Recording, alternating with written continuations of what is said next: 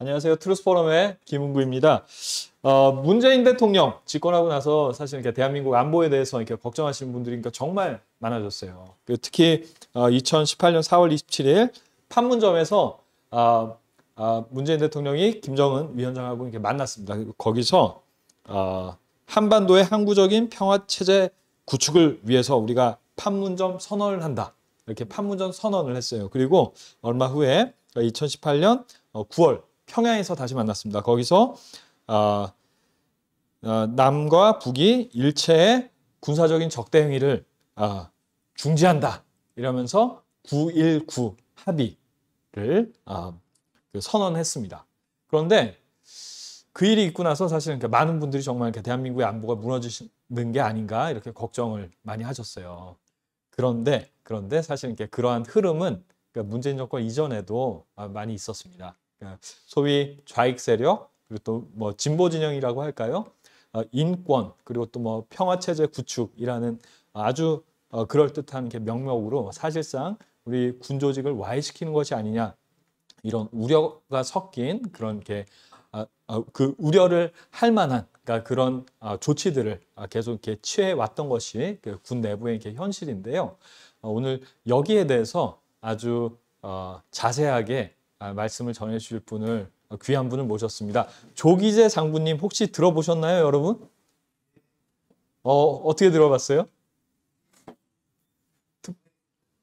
군에 있을 때? 예. 그 조기재 장군님 사실은 여러분들이 이렇게 쉽게 이렇게 아는 분은 아닐 거예요. 왜냐하면 인터넷에 이렇게 검색을 해봐도 정보가 잘 안 나옵니다. 그래서 이렇게 저도 이렇게 초청하고 나서 이렇게 한번 좀 이렇게 검색을 해봤는데요. 기무사 아시죠? 기무사령부. 기무사가 뭐 하는 데인지 아세요? 알아요, 도현 형제? 모르죠? 창원. 예, 군 안에서 수사 그리고 정보를 담당하는 기구입니다. 거기서 오랜 동안 근무를 하셨고 또 그곳에서 기무사에서 장군으로 승진하는 것이 정말 쉬운 일이 아니라고 제가 이렇게 군 조직 계신 분들께 이렇게 말씀을 들었는데요. 거기서 그 장군을 승진하신 입지전적인 분이십니다. 오늘 저희가 이렇게 귀한 분 모시고 이렇게 말씀 전해드릴 수 있게 해주셔서 이렇게 정말 감사한데요. 조기재 장군님 큰 박수로 환영해 주시면 감사하겠습니다.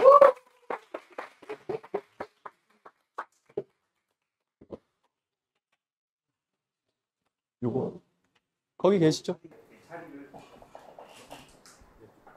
인사는 했습니다. 조금 전에. 자, 뭐 이렇게 만나 뵙게 돼서 반갑습니다. 저는 날씨도 덥고 하니까 우통 좀 벗고 하겠습니다. 뭐 강의에 들어가기 전에 여담이지만은 우선 오늘 이 자리가 있기까지 우리 최정훈 씨하고 여기 트루스포럼 우리 회장께서 아주 공을 많이 들이셨는데 저는 뭐 그렇게 기무사에서 뭐 오래 근무는 하긴 했지만은 뭐 이미 전역한 지가 오래돼 가지고 그런 기분은 다 뭐 없어졌고 특히 우리 최정훈 씨하고는 저도 이 영상 카메라 촬영 기사 한번 해보려고 이렇게 막 강의를 들었는데 그때 마침 동기생이 되어가지고 오늘 여러분들 앞에서는 영광을 맞이했고 우리도 트루스포럼 서울대 회장 하시는 김은구 회장님은 뭐 동아민세점에서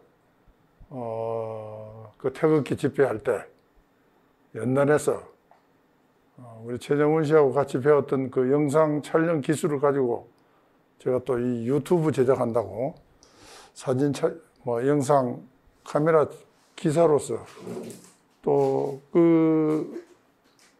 영상을 제작해 가지고 유튜브에 올리는 유튜브로서 이렇게 하면서 즐거운 시간을 보낸 적이 있습니다. 저는 촬영을 하게 된 계기는 우리 자유진영에서 하고 있는 이런 집회들이 너무 국민들에게 알려지지 않는다. 그래서 이거 어떻게 하면 좀 알리고 뭐 미력이지만은 내가 힘을 보탤 수 있을까? 이런 고민을 하다가 그 영상 촬영 기술 뭐 강의가 있어가지고 들었고, 또 아까 보니까 이승만 학당에서도 같이 수강을 했던 동기분이 또 계시더라고요.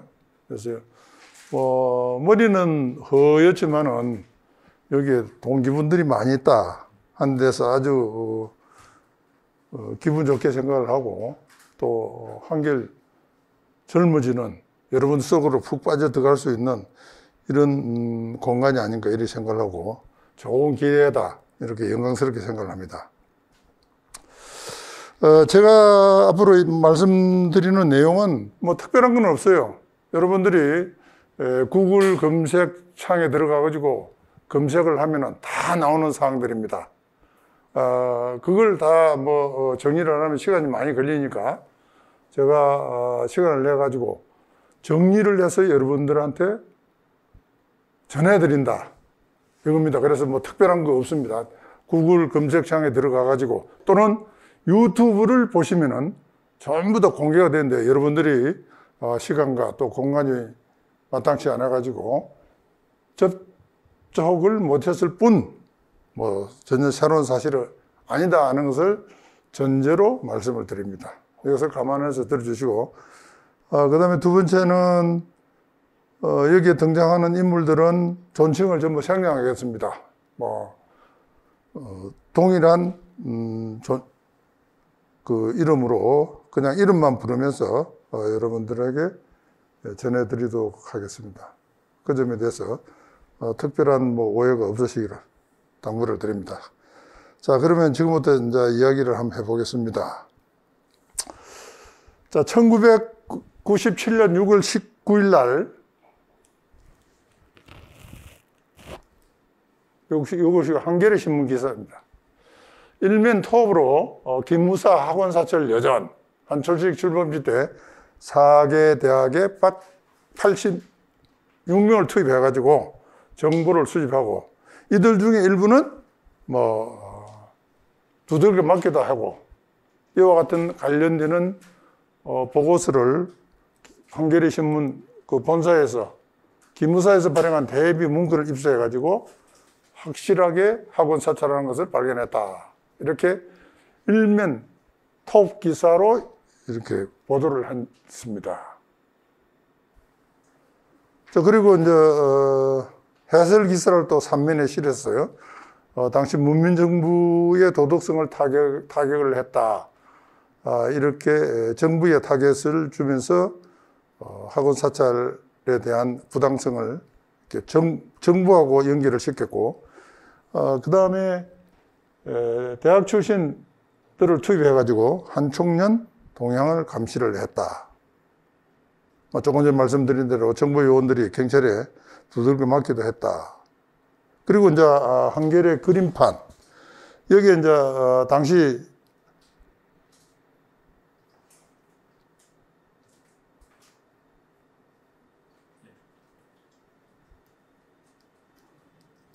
투입된 이제 요원들이 뭐 대화를 나누는 이런 것을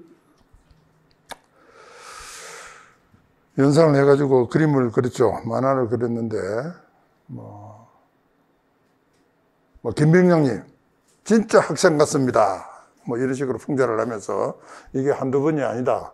뭐 이런 식으로 묘사를 해가지고 정말 기무사가 학원 사찰을 당시, 즉 한총령 출범식을 빙자해가지고 학원 사찰을 한 것으로 이렇게 일면 머리 톡 기사를 실었습니다.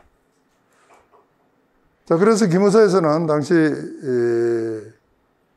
이와 같은 사찰을 한 적이 없기 때문에 결코 전혀 한양대학교 근처도 가지도 않았고 이런 사실이 없기 때문에 한겨레하고 이것을 받아가지고 또 말지에서 당시 보도를 했는데 상대로 해가지고 서울중앙지검에 고소를 하고 그 다음에 언론중재위원회에 제소를 했습니다. 그러면서 기무사는 국가공안기관을 무력화시키는 불순한 업무에 대해서 검찰과 공조해서 반드시 사실관계를 규명하겠다 이렇게 천명을 했고, 그다음에 날조 범인을 색출하기 위한 근거 전단팀을 편성해가지고 용의 인물에 대한 추적 등 내사 활동에 들어갔던 것입니다. 그리고 검찰은 당시 기무사에서 고소한 사건에 대해서 출판물에 의한 명예훼손으로 기소를 해가지고 98년 4월 9일까지 해서 3차례 공판이 진행되고 있었습니다.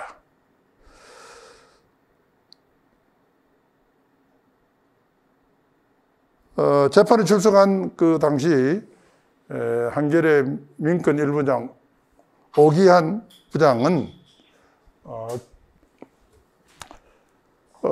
기무사에서 계속해서 사찰을 한 적이 없고 이거는 명확한 날조 기사라고 강력하게 요구를 하니까 현역 기무사 요원들을 직접 만나가지고 기무사가 한총련 출범식 때 학원 사찰을 했다는 구체적인 사실을 확인했다. 이렇게 재판정에서 진술을 했습니다. 증언을 하고. 그 다음에 이를 보도했던 강서군 기자도 기무사 내부 문건이라는 사실을 거듭해서 확인을 했다. 앞으로 필요하다면 취재 과정을 모두 밝히겠다. 뭐 속된 말로 한번 붙어보자. 뭐 이런 식으로 강력하게 자신들의 입지 또는 허위 사실이 아닌 것을 강조를 했습니다. 그러면서 제보 문건은 제시를 하지 않았죠. 그런데 그 다음에인 98년 6월 17일 날 MBC에서 학원 사찰은 날조가 됐다 이런 취지로 이제 방송에 한번 나왔습니다. 한번 들어보도록 하겠습니다. 전과 다름없이 학원 사찰을 하고 있다고 보도한 적이 있습니다. 그런데 기무사령부는 오늘 이 내용은 한 총련이 날조해서 언론에 제공한 것으로 밝혀졌다고 발표했습니다. 임태상 씨입니다. 국군 기무사령부는 오늘 한 총련과 연결된 친북 이적단체인 인제대 활동가 조직을 적발해 공군병단 공동대 등 조직원인 현역사령 5명을 국가과학법의 이적단체 구성과 문서 위조 등의 혐의로 구속 기소했다고 밝혔습니다. 기무사령부에 따르면 공동대 병단은 인제대 활동가 조직과 사전에 협의한 뒤 지난해 6월 2일 부대 안에서 한 총련 출범식 정보 수집과 공약 보고서라는 가짜 문건을 만들어 며칠 뒤 후각부에 갖고 나왔다는 것입니다. 근데 전투수행 행사이지 않습니까? 그때 이제 6월 1일 장면 자기 혼자 남아가지고 행동하는 기식을 작성했어요. 기무사는 한총련 중앙위원회가 이 가짜 문서를 이용해서 96년 연세대 사태나 작년 이석시 치사 사건 등으로 해서 당시 자신들에게 불리했던 여론을 반전시키는 목적으로 이를 모 1단계에 제공했다고 밝혔습니다. 기무사는 경남지방경찰청과 함께 수사를 벌인 끝에 인제대 활동가 조직을 적발하고 날조 사실도 확인하게 됐다고 밝혔습니다. 기무사는 지난해 6월 기무사가 학원 사찰을 하고 있다는 모 신문사의 보도와 관련해 관계자를 출판물에 의한 명예훼손 혐의로 공소했으며 이 사건은 현재 1심에 계류돼 있습니다. MBC 뉴스 임태상입니다. 자, 97년 6월 19일 날 보도가 되고 98년 6월 17일 날 조작범을 근거했다고 발표를 했습니다. 만 1년이죠. 자, 이 조작범은 지금 MBC 뉴스에서도 나온 바와 같이 인제대 활동가 조직원인 공종배가 범인이었습니다. 인제대는 지금 경남 김해 쪽에 있죠. 당시 공종배는 인제대 활동가 조직의 상부인 교육국장 길성인으로부터 어느 날 자네한테 전화가 갈 것이다. 전화가 올 것이다. 그러면 그걸 받고 잘 실행을 해달라는 부탁을 받고 실제 이제 전화를 받습니다. 그래가지고 이와 같은 한 총련 출범식에 기무사가 출동해서 학원 사찰을 하고 있다는 요지로 날조 보고서를 만들라는 지시를 받고 부대로 복귀해가지고 날조 기사를 제공하기 위한 보고서를 만들었습니다. 그것이 바로 97년 6월 달이었죠. 근데 당시 한 총련은 한 총련 출범식이 이제 5기 출범식이 한양대에서 6월 4일 날 계획이 돼 있었는데 그 전에 뭐 연세대에서의 그 한총령 불법적인 활동에 의해 가지고 상당히 전국이 시끄러웠어요. 그리고 자기들 나름대로 경찰 또는 국정원, 기무사 이와 같은 정보 수사기관에서 계속해서 학원 사찰을 하고 있다는 믿음 하에 계속해서 경계 활동 내지는 순찰조를 만들어 가지고 이렇게 색출 활동을 하고 있었는데, 그 중에 6월 4일 날 이석이라는 사람이 한양대 근처에 이렇게 빙글빙글 그냥 돌다가 잡혔어요. 왜 잡혔느냐? 학생회관이 어디냐 하고 이렇게 물었대요. 이석이라는 사람이. 실제는 실직을 해가지고 놀고 있는 이런 청년인데, 자기도 학생회관 가보고 싶었는지 하여튼 물어가지고 학생회관을 왜 찾느냐 이렇게 당황하고 그러니까 이제 이거 불합치다 해가지고 잡아가가지고 여기서 보는 바와 같이 몽둥이로 두들겨 패고 이렇게 하면서 당시 깨졌네. 이중구라는 이 조통위원장이 있었어요. 한총론 의장이 서열 1이고 조통위원장이 서열 2입니다. 근데 지금은 전쟁 상황이다. 인류를 생각할 겨를이 없다. 마구 패라. 이런 식으로 선동을 해가지고 결국은 이 이석이라는 사람이 죽었습니다. 도덕성에 엄청난 타격을 받는 사건이 됐죠. 사람을 죽였으니까. 그것도 인류를 생각할 필요가 없다. 지금은 전쟁 상황이다. 이런 무지막지한 용어를 사용하면서 순수한 민간 청년인을 그냥 죽였던 것입니다. 그래서 한 청년이 이제 위기에 봉착을 하게 됐고 도덕적으로 비난의 대상이 됐죠. 이런 상황을 돌파하기 위해서, 타개하기 위해서 이런 기획을 했다. 이렇게 분석을 할 수도 있고, 그 다음에 이것은 자익세, 즉 북계하고 연결되어 있는 간첩들이, 공작원들이 공허한 기관을 무력화시켜가지고 주사파가 대선 전국 97년 12월 달에 대통령 선거가 있었습니다. YS가 당선이 됐죠. 그 대선 전국에서 유리한 국면을 조성하기 위해서 기획했다.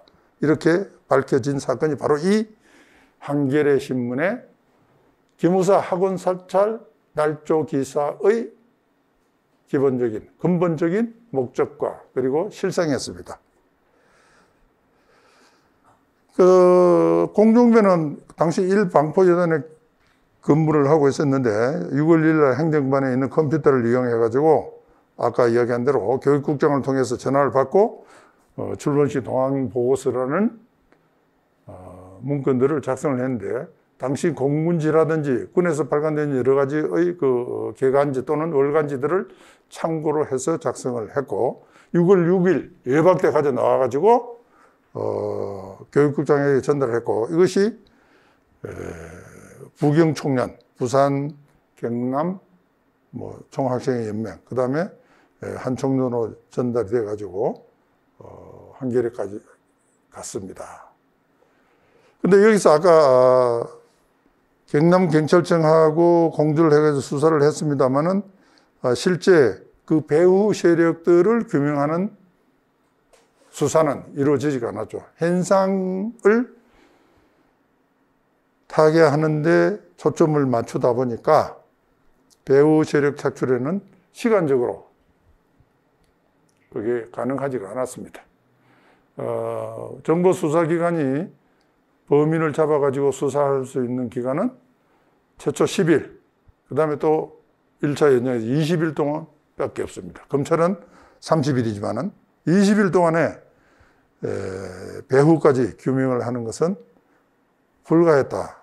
그리고 인제대 활동가 조직은 인제대만 있는 것이 아니고 서울대, 그 다음에 고대, 연대, 각 대학의 단과대학별로 주사파의 전위 조직원으로 양성하는 이와 같은 활동가 조직을 당시 운용을 하고 있었던 것이 대학가의 현실이었습니다. 이 인제대 활동가 조직은 90년 10월 달에 한반도를 주체사상에 입각해서 사회주의 국가를 건설한다는 목표로 결성이 되었습니다. 자, 그리고 이와 같은 날조가 이제 밝혀지자 한겨레는 정정기사, 정정보도기사를 냈죠. 어떻게 냈느냐. 98년 6월 17일 날 일면 머리 기사는 당시 정주영 현대회장이 소떼를 몰고 갔다고 그런 기사 여러분들이 보셨을 겁니다. 소를 여기에 트럭에 싣고 북에다 실어다 주는 행사가 있었어요. 그걸 이제 일면 전면에다 이렇게 탁 놓고, 그 다음에 여기 관련된 기사를 놓고, 그 사이에다가 이렇게 집어넣어가지고, 학원사적 문서 조작 언론 제공한 현역 405명 민간인 9명을 구속했다. 그리고 해설 기사는 25면이면 보이겠습니까? 당시 28면까지 발행을 했는데 28분에 25면. 첫 번째 학원 사찰을 할 때는 3면에다 해설 기사를 배치를 하고 요직거리를 했어요. 그리고 이거 뭐라고 쓰여 있습니까?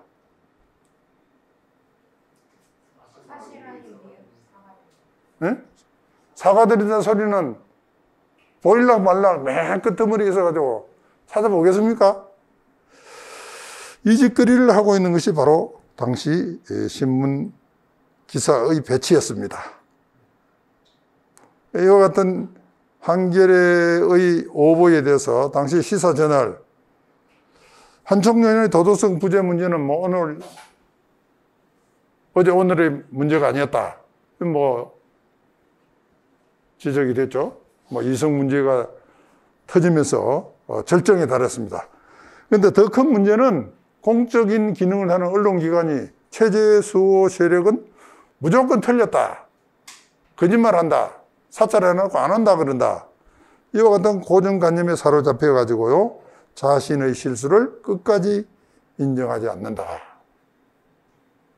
송구스럽게 생각한다. 사과드린다 하는 문구는 보이지도 않는 저 밑에다 갖다 쳐박아 놓고 말이에요. 이것을 같은 언론인 시사저널에서 비평한 바가 있습니다. 자, 날 좁은 근거 후에 김무사의 대응은 한겨레 신문의 그 제보는 잘못된 것이었고, 그리고 문건 확인을 확실하게 아주 부실하게 했다. 그 문건에 보면은 참조라는 여러분들 군대 가서 문서를 만들어 보신 분들 알겠지만은 참조라는 난이 있는데 거기에 작통처장이라고 썼어요. 기무사에는 작통처장이라는 직함이 없습니다. 한겨레 기자가 국방부 출입 기자한테 야, 기무사에 이런 작통처장이라는 게 있느냐? 한 번만 물어보면 금방 알 수 있죠. 그와 같은 확인 절차를 안 하고 이것은 범인을 찾아낼 수 없을 것이다. 결코. 우리가 조사한 대로 끌고 가면 된다. 이런 어떤 믿음 내지는 신념을 가지고 하지 않으면은 왜 그런 문건을 확인을 안 하겠습니까? 그리고 앞에서 말씀드린 재판 과정에서 거짓 진술 등을 강력하게 항의를 하고 민행사상 책임을 져야 할 것이다. 이렇게 강조를 했습니다. 그리고 조사 과정에서 한겨레 기자는 공종배의 고향인 전남 여수까지 기자가 따라와가지고 즉 휴가나 외출 외박을 나오면 연락을 해가지고 기자가 본적지인 여수까지 내려갑니다. 그래가지고 만나가지고 물어보겠죠. 뭐라고 물어보겠습니까? 야, 기무사에서 너 어쩌고 저쩌고 안 묻더나? 군대 내에 별일 없느냐? 이렇게 묻고, 그리고 자기들의 탄로가 발각되는가 안 되는가, 거기에 초점을 맞춰서 공정배를 계속해서 확인하고 했던 것입니다. 그럼에도 재판 과정에서는 계속해서 거짓말을 했죠.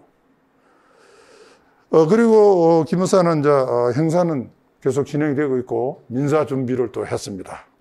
5억을 배상받아야 되겠다. 이렇게 목표를 세우고 인지대를 마련한 등 대책을 강구를 했는데 어느 날 한 7월 달 되니까 갑자기 민행사 소송을 돌연 중단하는 조치를 내렸습니다.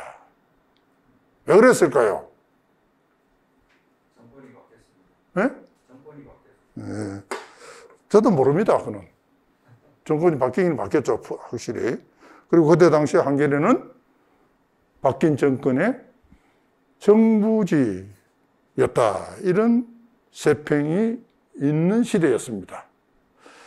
그래서 어떤 사람 뭐 실세가 뭐 압력을 행사했는지 그거는 저는 모릅니다만, 하여튼 기무사는 민행사 소송을 돌연 중단을 하고 원위치시켰죠. 이때 제대로 처리를 했더라면은 우리의 언론이, 대한민국 언론이 지금 이 지경까지는 안 올 수도 있었지 않을까 하는 개인적인 생각을 해봅니다. 그리고 그 뒤로도 뭐 한겨레는 가짜뉴스 공장인가 언론에서 이렇게 했죠. 특히 이 탄핵 정국을 거치면서 뭐 최순실, 그 다음에 박근혜 전 대통령에 대한 마사지, 또는 뭐 로또 호텔에 가지고 뭘 했다, 이런 등의 가짜 뉴스들이 판을 치면서 탄핵을 끌고 갔는데, 이와 같은 뉴스에 대해서 가짜 뉴스 공장인가 이렇게 신랄하게 비판하는 언론도 있었고, 최근에도 가짜 뉴스의 진상은, 진짜 원상은 한겨레 신문이었다, 교수들이 또 반대 성명 또는 시위 이렇게 하게 됐죠. 이것이 자익신문이 국가 공안기관을 무력화하기 위해서 벌였던 발조 기사의 한 단면이었습니다. 자, 그리고 최근에 기무사를 또 흔드는 사건이 있었죠. 세월호 때 민간인 사찰했다는 거하고, 그 다음에 계엄문건이었습니다. 자, 이 계엄문건 작성이라는 사건은 1918년 7월 5일 당시 더불어당 국회의원인 이철이, 지금 어디죠? 예? 청와대에 들어갔죠. 자, 이 공로 때문인지 모르지만 여러분들이 아는 푸른 계집에 들어가 있습니다. 자, 전시기업 및 합수 업무 수행 방안 8쪽짜리를 공개를 했습니다. 그러면서 기무사가 촛불 정국하에서 계엄령을 선포해가지고 어쩌고 저쩌고 하기로 했다, 이렇게 떠들었죠. 그리고 군인센터라고 하는 임무시죠? 이 친구가 나와가지고 기무사가 탄핵이 기각되면은 비상계엄을 선포하려고 준비를 하고 있다, 이렇게 주장을 했고, 자, 이것을 받아가지고 7월 12일 날 문재인은 인도를 당시 방문하고 있었는데 뭐라고 했습니까? 계엄령 문건에 대해서 또 세월호 유가족 사찰 문제와 관련해가지고 특별수사단을 구성을 해서 발본색원하라, 명명백백하게 규명을 하라고 이렇게 지시를 했죠. 그리고 7월 23일 드디어 이 군경합동수사단이 출범을 했습니다. 그 다음에 당시 이 계엄문건을 작성하고 또 유가족 사찰하는 직접적인 관련이 없던 당시 기무사령관이었던 이 조현천에 대해서 미국에 가 있었는데 여권 무효화 조치에 착수를 했습니다. 외무부에서. 여권 무효화가 되면 어떻게 됩니까? 여러분들 아시다시피 불법 체류자가 되죠. 그리고 잡히면 바로 추방이 돼가지고 국내로 들어올 수밖에 없습니다. 외교부에서 그런 조치를 취하기 시작을 했습니다. 그리고 당시 합수단에서는 한민구 총장과 김관진 국가안보실장을 소환하고 조사를 했죠. 그리고 11월 6일 날 수사 결과를 발표를 했습니다. 과연 어떻게 전개가 되었을까요? 그리고 당시 이와 같은 계엄문건 내지는 세월호 유가족 사찰 문제를 언급하는 각 기관의 언론기관의 보도 형태가 어떠했는지 한번 보도록 하겠습니다. 먼저 한겨레 신문 보죠.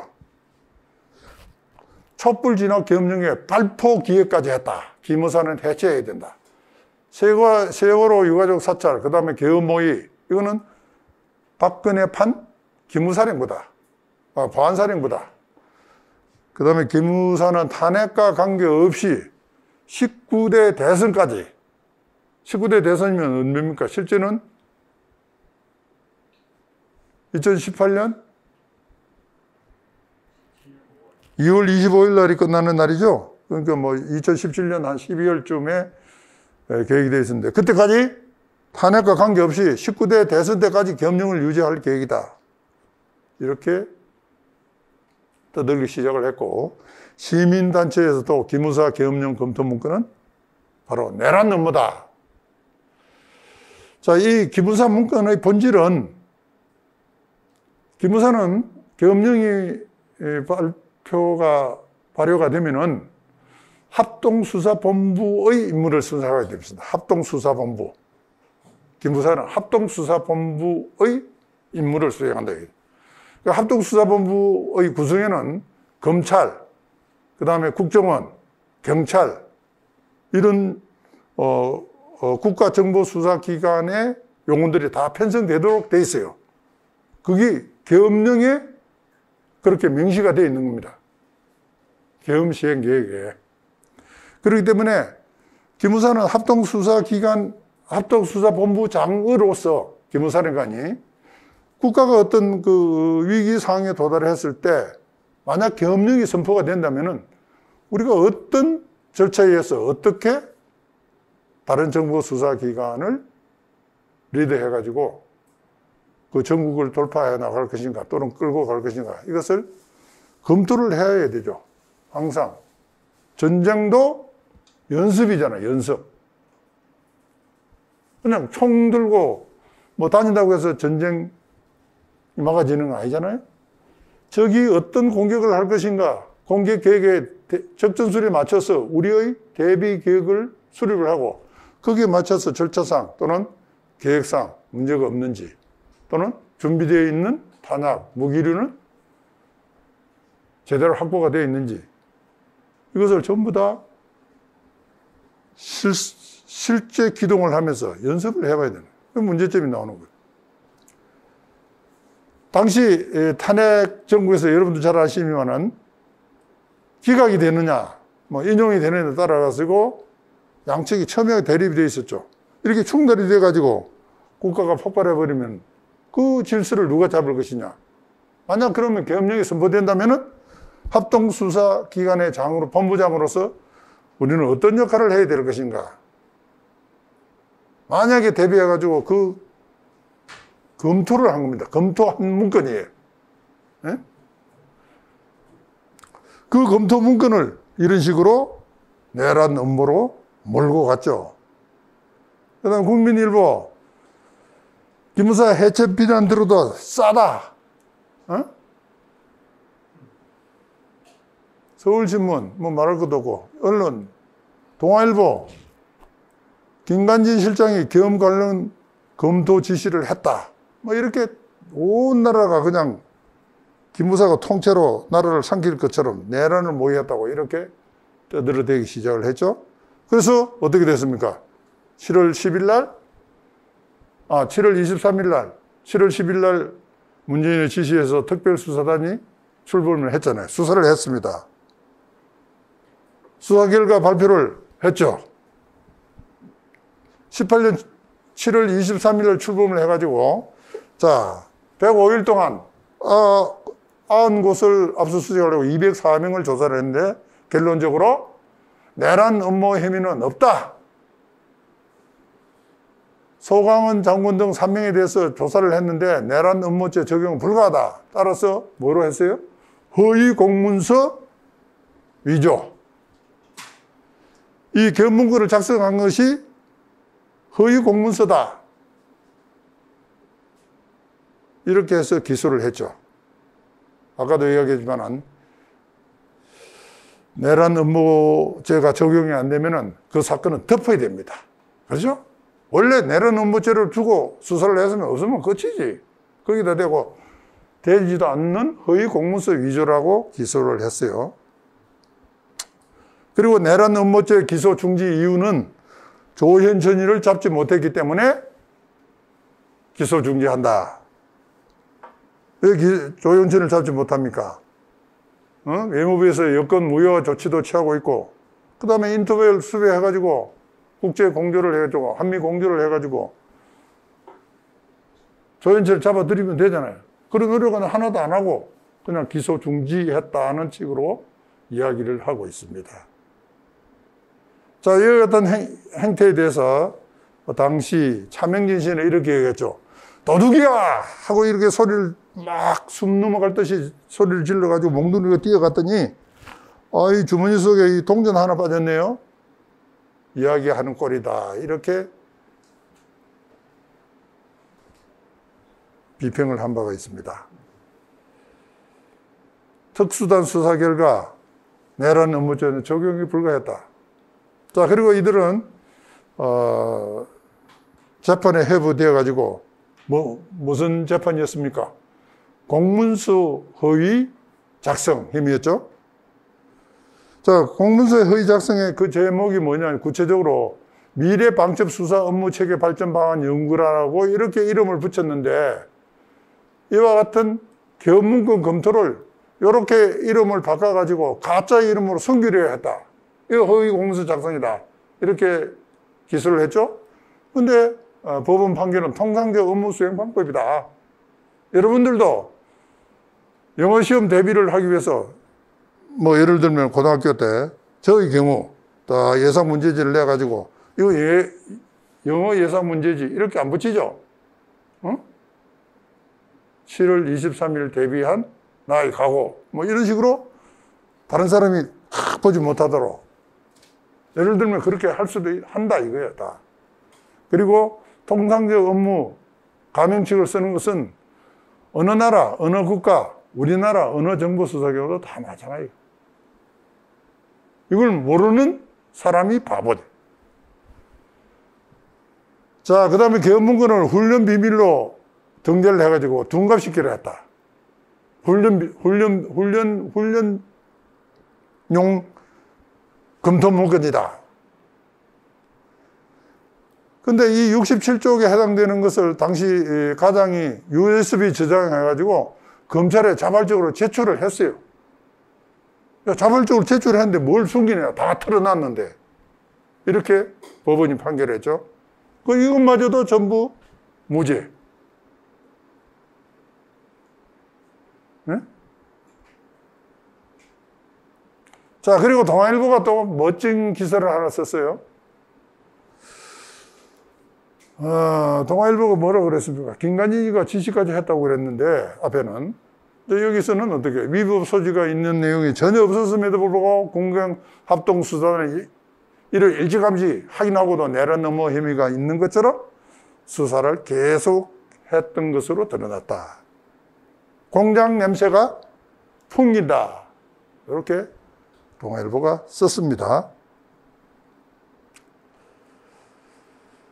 자, 이것이 기무사 견문권 작성의 지금까지의 진상이었습니다. 그 다음에 세월호 사건, 민간사찰, 유가족을 민간사찰했다. 이 부분도 결론적으로 이야기하면 허무맹랑한 소리입니다.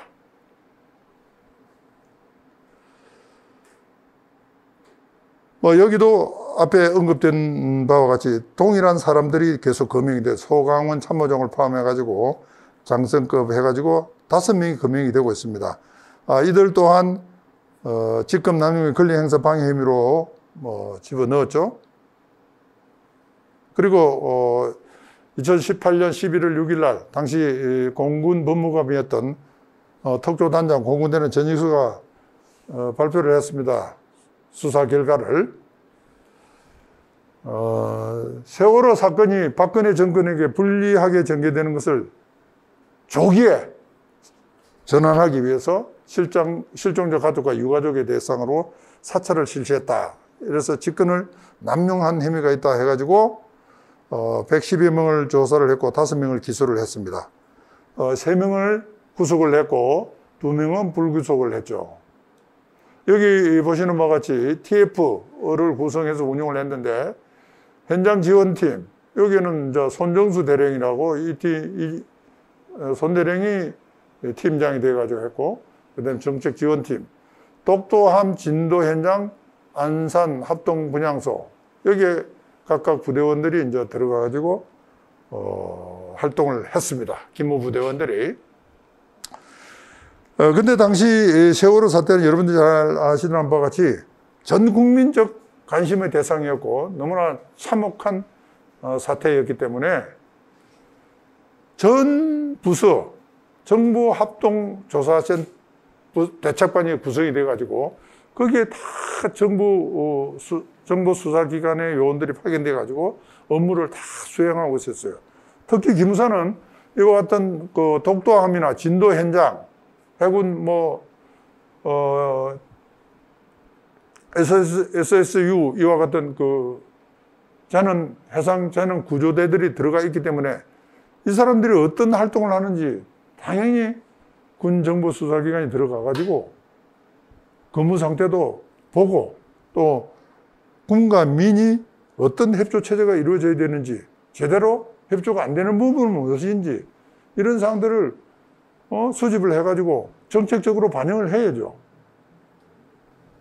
이거는 군이 있는 곳에는 기무사 헌병이 아니갈 수가 없다, 이게.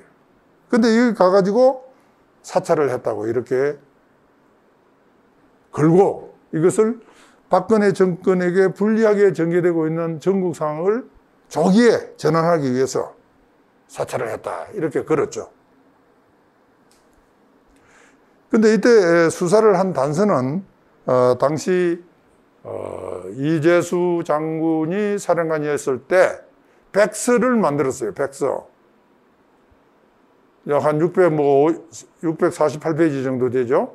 백서를 만들었는데 이것은 향후 앞으로 또 이와 유사한 그 국가재난이 발생했을 때 참고 자료를 활용하기 위해서 방대한 양의 실상을 그대로 해가지고 백서를 만드는데 이 백서 내용을 트집 잡아가지고 수사를 했던 것입니다. 그리고 기무사가 작성한 당시 TF에서 보고서를 이렇게 보면은 사찰을 해서는 안 된다 하는 것을 강조하는 그 지시사항들이 여러 군데서 나타나고 있는데 대표적으로 두 가지만 들면 민간인 사찰 논의이 없도록 현장 활동 시에 무분별한 정보 수집 활동을 금지하라. 그 다음에 군인이 자원봉사자처럼 행동하면은 실종자 가족 감시하는 것처럼 오해를 받을 수가 있으니까 군인답게 복장을 갖추고 행동을 해야 된다. 이런 사항들을 쭉 주의사항으로 하달을 하고 또 그와 같은 사항들이 실질적으로 현장에서 어떻게 반영되는지 이런 것을 평가한 내용도 이 백서 속에 포함이 되어 있습니다. 자, 그래서 세월호 사건 때 유가족을 사찰했다는 부분에 대한 조사가 어느 정도 이루어졌고 결정은 이제 이재수 당시 기무사령관을 수사하는 거죠.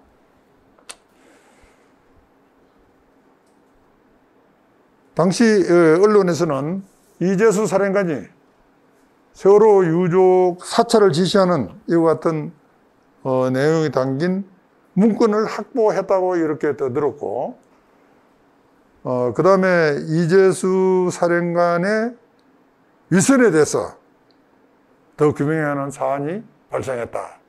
이것은 이제 아까 앞에서도 언급했지만은 동아일보에서 지적한 대로 김관진 안보실장 그리고 당시 대통령으로까지 연결을 시키는 부분이죠. 그 다음에 기무사 민간 사찰 부분은 대검 공안 2부하고 공조가 수사 진행이 되고 있다. 이렇게 언론에 보도가 되었고 드디어 이재수 사령관이 포토라인에 있었습니다. 2018년 11월 27일 날 당시 이재수 사령관 포토라인에서 한마디 하십시오 이러니까 뭐라고 그랬어요? 당시 군 병력 및 장비가 대거 투입된 국가적 재난 상황에서 당시 부대 및 부대원들은 최선을 다해서 일했고 한 점 부끄러움 없는 업무 수행을 했다. 이렇게 하고 포토라인을 지나갔습니다. 그리고 2018년 11월 29일 날 이재수 기부사령관에 대한 구속영장이 청구가 됐죠. 직권남용 및 권리행사 방해 혐의였습니다. 그리고 12월 3일 날 영장실질심사를 받기 위해서 출석을 했습니다. 이때도 마찬가지 모든 공은 부하에게 돌리고 책임은 내가 진다는 말이 있는데 그게 지금 내 생각인 것 같다. 이렇게 말을 하면서 심사에 출두를 했죠. 자, 여기 보면은 어떻게 됐습니까? 수갑을 차고 있죠. 여기. 네? 여기 검찰 덮개로 딱 덮고. 결론적으로 중앙지법에서는 영장을 기각했습니다. 기각을 했는데, 당시 이와 같은 장면을 본 검찰 관계자들은 불체포가 되지 않는 피의자에 대해서 수갑을 채우는 것은 이례적이다. 내가 한 20년 동안 검찰에서 근무를 했는데 이와 같은 상황은 생전 처음 본다. 이렇게 비판을 했고, 그리고 이재수는 12월 3일 했는데 12월 6일 날 당시 또 적폐 수사다 해가지고 대법관들을 불러서 조사하는 상황이 있었죠. 이분들은 오버코트에 손이 자유롭게 움직이는 상태로 영장실질심사에 위임하고 있죠. 네? 이것이 공정입니까? 내로남불이 아니라고요?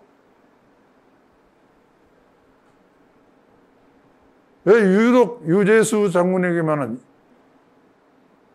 사상 초유의 영장실질심사 출두하는 자에게 수갑을 채워가지고 포토라인 세우고 국민 앞에 카메라 플래시를 터뜨리면서 방영을 합니까? 이것이 바로 당시 윤석열이가 취했던 공정이었죠. 윤석열이가 당시 서울중앙지검장 2018년도 헬구지도라는 말이 있습니다. 헬구지도. 대학에 보면 나오죠? 헬구지도. 잣대는 동일하게 갖다 대야 된다. 잣대는 동일하게. 이것이 바로 이성이 지배할 수 있는 사회가 될 수 있는 조건이죠. 이성이 지배할 수 있는. 감정이 뒤로 밀리고 이성이 전면에 나서서 가지고 밝은 사회, 공정한 사회를 갈 수 있는 지름길이 바로 이 헬구지도입니다. 헬구지도. 그뿐입니까? 자, 안희정, 그 다음에 여기는 최경환, 여기는 또 우무엇인가 국회의원, 이건 누구죠? 누굽니까? 전병헌? 자, 이런 사람들 다 뇌물죄, 등등으로 해가지고 출두를 하면서 또는 영장실질심사를 받으러 가는 장면에서 수갑을 채웠습니까?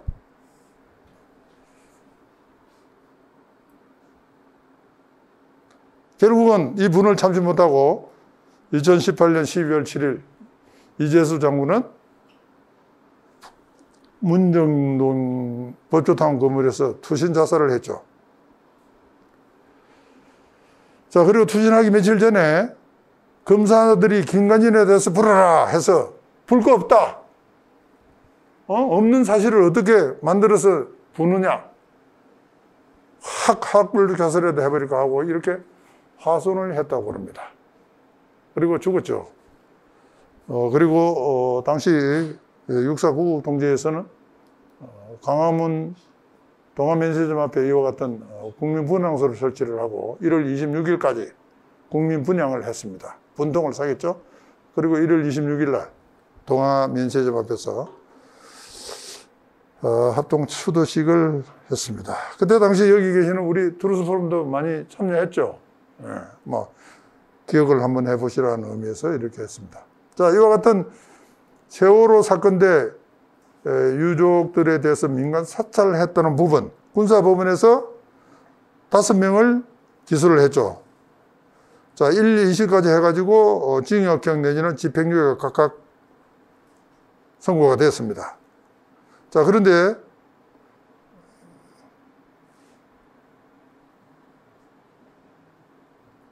금년 1월 9일 날 검찰에서 운영하고 있던 세월호 참사 특별수사단에서는 유가족 사찰 의혹은 무혐의 처리를 했어요. 유가족 사찰 부분에 대해서 무혐의. 그 이유는 뭐냐? 정보기관이 유가족에 대한 동향보고서를 작성한 사실은 인정을 한다. 작성한 건 맞다. 그렇죠? 그러나 사찰을 위해서는 미행, 도청, 해킹 등 구체적이고 현실적인 어떤 권리 침해가 있어야 되는데 그런 게 전혀 없었다. 당시 보고서는 국가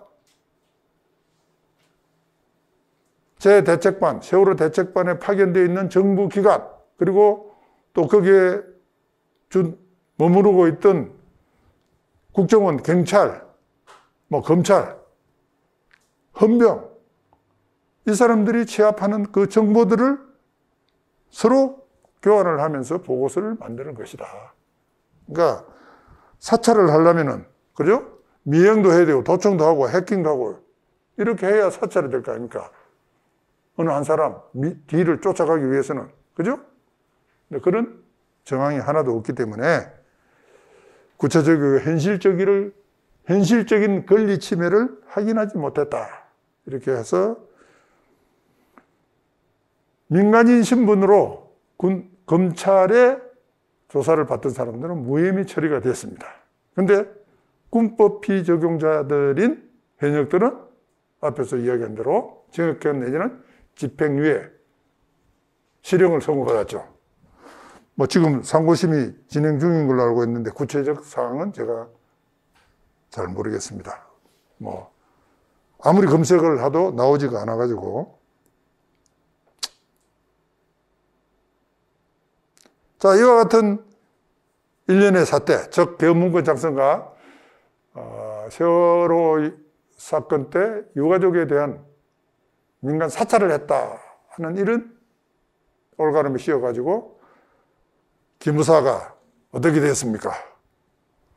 지구상에서 없어져 버렸죠. 21년 금년 8월 3일 날 문재인은 기무사 계획위원회 계획안과 국방부의 기무사 계획안을 종합해가지고 지시를 했죠. 어떻게? 기무사를 해편해라.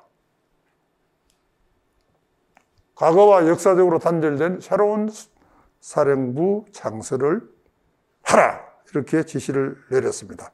그러면서 당시 국방부 장관 송영무하고 갈등을 빚고 있던 사령관 이석구를 경질하고 ROTC 출신 남영신 중장을 임명을 했죠. 남영신은 울산 학성고 출신으로서 국정상황실장을 하고 있는 이진석도 울산 학성고 출신이라고 합니다. 그 다음에 불법행위 관련자를 원대 복귀시켜라. 즉 세월호 때 민간인 사찰했던 데 가담했던 인원, 그 다음에 계엄문건 작성하는 데 참여했던 인원들은 전부 원대 복귀시켜라. 원대 복귀란 말은 육해공 해병대로 돌아가라 이거죠. 자군. 기무사에 있지 말고. 그 다음에 감찰실장에는 현역 군인이 아닌 민간인을 임명해가지고 조직 내부 불법과 비리를 철저하게 조사하도록 해라. 그래서 여주지청장을 역임하고 있던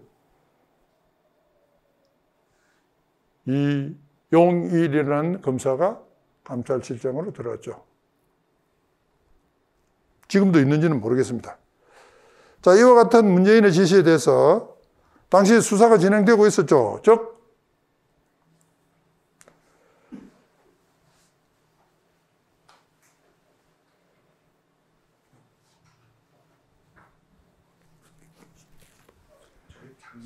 이게 21년이 아니고 2018년입니다. 이게 잘못됐어요. 특조단 수사가 끝난 게 2018년 11월 6일입니다. 11월 6일. 그러니까 2018년 8월 3일 날 이렇게 지시를 했으니까 수사가 진행되고 있는 사항에 대해서 전격적으로 해체를 지시한 것은 유감이다. 교각사루의 국가안보 자해 행위로 판명될 수도 있을 것이다. 당시 자유한국당에서 논평을 냈죠. 그리고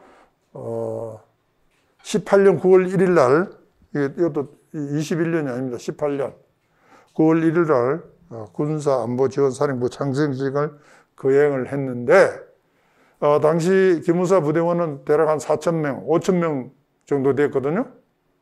제가 있을 때는 뭐 5,000 부대원이라는데 그 뒤에 줄어서 그랬는지 모르겠어요. 4,200명이었는데 2,900명으로 폭감을 시켜버렸습니다. 30% 이상을 잘라버렸죠. 자, 아까 이야기했던 대로 민간인 사찰 관여했던 자들, 그 다음에 견문권 작성했던 자들, 이 자들을 전부 다 어떻게? 잘라서 육해 공군 해병대로 원복을 시켰습니다. 750명 정도 시켰다고 그러죠. 2018년 8월 24일 날 현재. 여기는 전부 다 21일 됐는데 이게 18월이 잘못입니다. 미안합니다. 자, 그리고 안보지원사는 출범해가지고 과거의 완전 잔달을 그대로 실행을 하고 있죠. 문재인의 지시에 의해서 18년 9월 1일 날 사령관이 부임을 했는데 일대 사령관이다 이렇게 칭호를 하고 있고, 전두환을 포함해가지고 역대 기무사령관 사진을 모두 폐기했다. 이것이 당시 언론에서 보도하는 내용들이죠. 사진 안 건다. 여기는 전두환을 포함해가지고 전두환을 앞에다 내밀었고, 다른 신문에서는 역대 사령관 사진을 걸지 않는다. 이렇게 해가지고 기무사는 대한민국에서 완전히 사라지고 없어졌습니다. 자, 안보사가 제1범이요. 국가보안법 위반 근거 사례가 전무합니다. 한교 의원실에서 국방부로도 제출받던 자료를 공개를 했죠.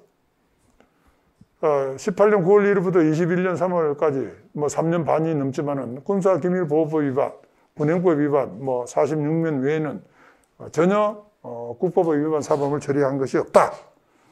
자, 과거 기무사 실적을 보면 김영삼 정부 90명, 김대중 정부, 노무현 정부도 22명 9명, 이명박 정부 33명, 박근혜 정부 14명.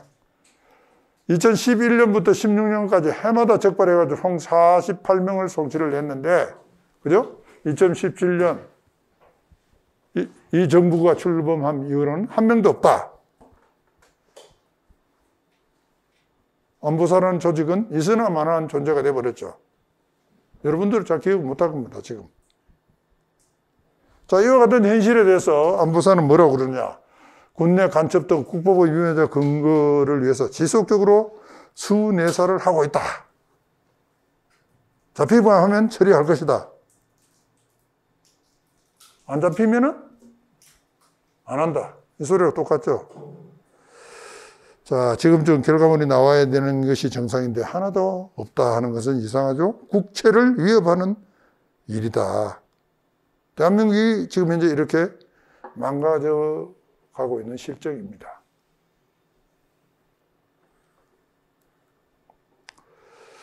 자, 평가를 해보겠습니다. 기무사 해펜이라는 말은 국어사전에 없다고 그래요. 누가 썼으니까 여기 그대로 적용을 했습니다. 이는 즉 대남 공작 전술의 결과물에 불과하다. 결과물이다. 자, 북한은 탈마르크스 레닌주의를 부르짖고 있죠. 즉 노동자와 자본가 간의 계급 모순이 아니라 민족 모순이 여기에 더 우선한다. 일제로부터 해방되었지만은 미제국주의로부터 해방이 되지 않기 때문에 우리 민족으로 단합해가지고 민족 모순을 타파해야 된다. 이렇게 부르짖고 있죠.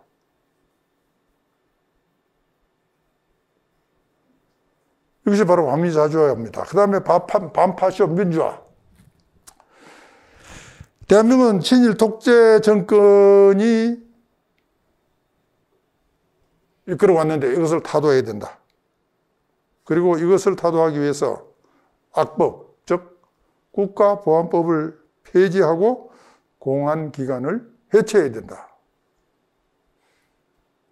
여기에 개를 같이 하고 있는 것이 작금의 국내 공안기관의 현실입니다. 그 다음에 매폰 자본과 척결. 이는 외국의 자본과 결탁해가지고 재벌들이 자기들의 이익만 챙긴다는 것이죠. 소위 재벌 해체, 삼성을 집어넣고 또 누구를 하고 이렇게 하는 것이 바로 이 반파쇼 민주화가 달성을 못했기 때문에 반드시 달성을 해야 된다. 이렇게 이야기를 하고 있는 겁니다. 그 다음 자주 통일은 미군 철수죠. 자주. 우리 스스로 통일을 달성하기 위해서 미군이 철수했을 때 우리 민족끼리 달성을 할 수 있다. 이 자주 통일은 북계가 이야기하는 용어의 혼란 전술에 입각해서 해석을 해야 됩니다. 우리가 말하는 순수한 자주하고는 개념이 완전히 다른 미군 철수가 이루어졌을 때 비로소 자주가 완성된다고 하는 적의 통일 전략 전술이다 하는 것을 여러분들 잘 아셔야 됩니다. 그리고 혁명동은 4.19 혁명을 계기로 해가지고 노동자, 청년, 학생 여기에 집중적으로 흘러갔죠. 그리고 여기에 초점을 맞춰서 적들은 대남 역량을 강화를 해왔고 소위 말하는 586이 여기에 결정적으로 기여를 한 세대가 되고 있죠. 자, 이것이 지금 현재 기무사가 없어진 일련의 과정을 설명하면서 우리의 자익 세들이 이와 같은 북계의 대남 혁명 역량 전술에 따라 가지고 행동을 하고 있다. 개를 같이 하고 있다. 이렇게 평가를 할 수가 있습니다.